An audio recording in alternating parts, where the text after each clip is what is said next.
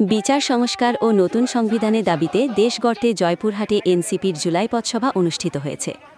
শনিবার ৫ জুলাই বিকাল ৩টায় জয়পুরহাট জেলা নাগরিক পার্টি এনসিপির আয়োজনে শহীদ ডাক্তার আবুল কাশেম ময়দানে এ পথসভা হয়।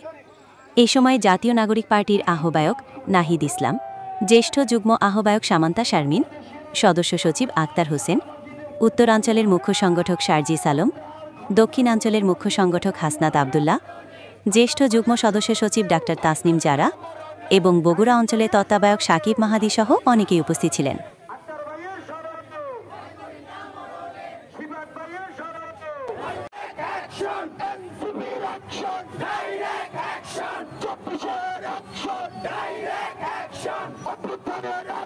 Direct action!